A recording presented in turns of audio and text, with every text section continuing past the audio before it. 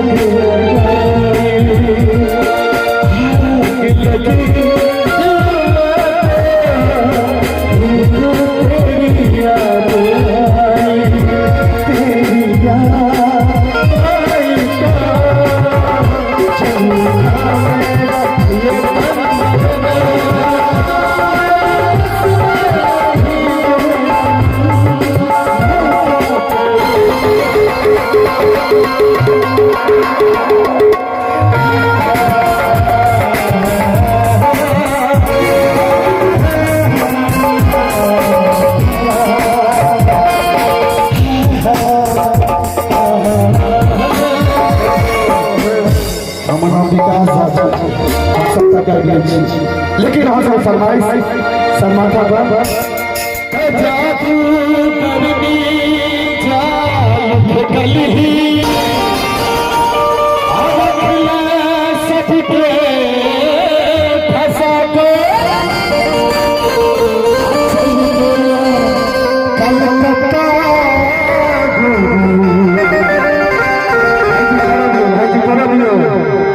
सब शहर राज हो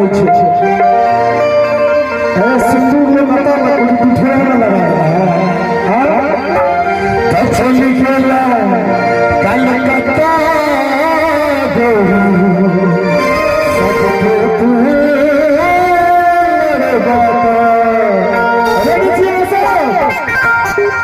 गुलाबी तो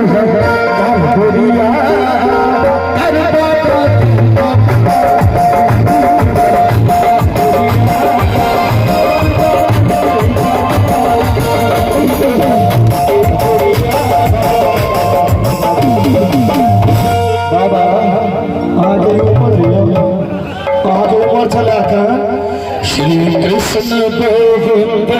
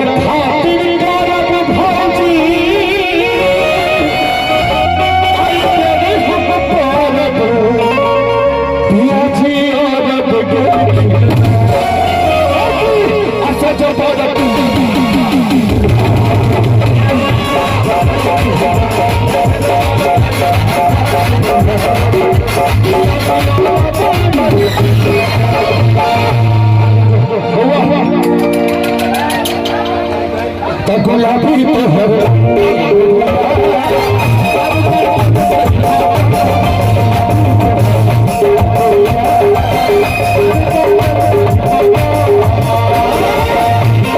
अपने सब सुन रहल छी आनंद म्यूजिक ट्रैक के प्रस्तुति। Yeah.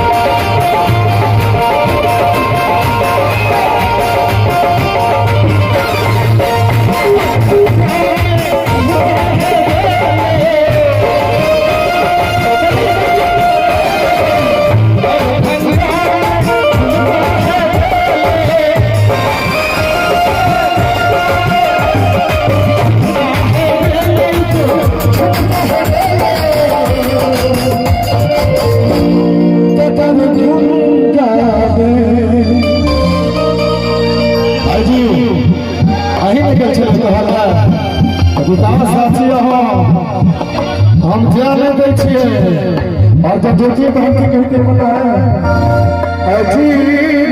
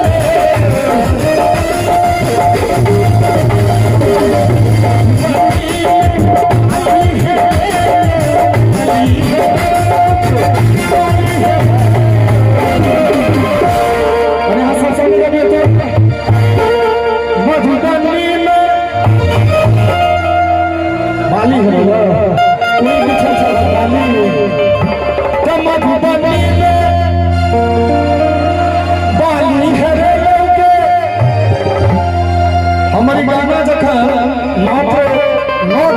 मिलियन गेले तो बहुत रास लोग कहलखिन ई फेक पूछे जब फेक पूछे छै जवाबपुर के छोरा सब सब ई गीत के चिन्है छै तो झूठा ही